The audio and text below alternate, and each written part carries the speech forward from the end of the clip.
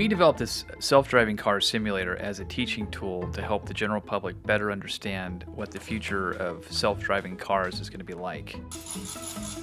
The displays themselves will simulate movement, and the vehicle itself will be in one spot. In many cases, the car can perform actually better than a human being. The key of the simulator is the wraparound screen environment. So it's a 220-degree video environment that we can place visitors in, and it's amazing what a difference it makes when you don't just see what's in front of you, but have that peripheral vision, see out the sides. Right now, what's happened in the auto industry is so much of this innovation is happening behind closed doors in the testing facilities for these different car companies and technology firms. And what we have to start doing is pivot outward and allow regular consumers to see and touch and engage with these types of vehicles so they themselves can start to become accustomed to what this driving experience is like. Well, like most American cities, Seattle has a pretty significant traffic problem. We actually have one of the more dangerous streets in Seattle right in front of us, which is South First Avenue, which is just clogged day and night basically with traffic. So this is something that's very much on people's minds. What do we do about that? And one part of the potential solution could be autonomous vehicles. Well, our dream, of course, would have been to bring people in and let them go on a ride around the city in an autonomous vehicle. Clearly, that was not as practical as we would have liked. So we went for the next best thing, which is how can we bring people into what's a real tool that researchers are using. So what we have behind us is a self-driving vehicle simulator that was developed not as an attraction, but as a real tool for researchers to use and automobile manufacturers to use to see how their autonomous vehicle technology might play out in more real-world scenarios.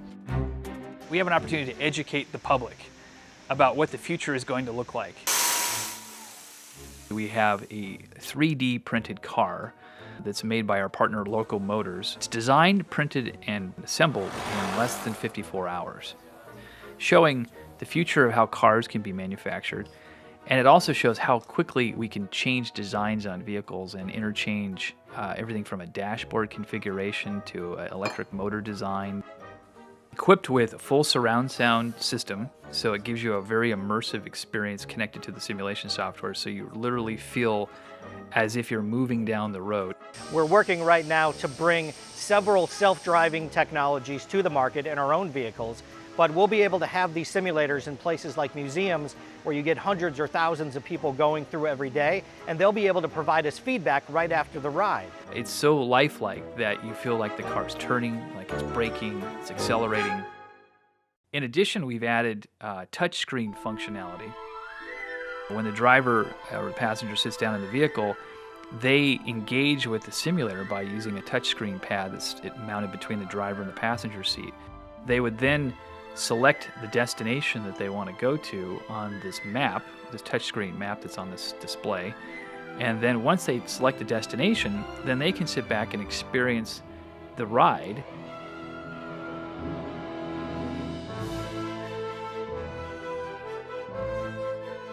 So right now, we have a lot of questions of, can the car drive as well as I do?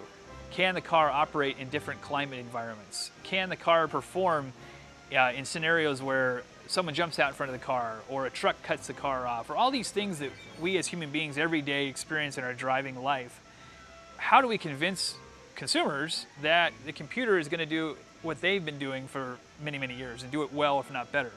So the best way to do that is to put these types of simulators in public places.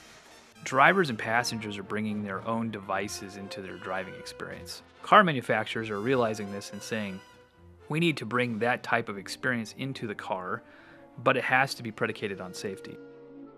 The computer systems that power this car are designed in our lab, and we have the ability to remotely push software updates to all of the facilities where we deploy these simulators.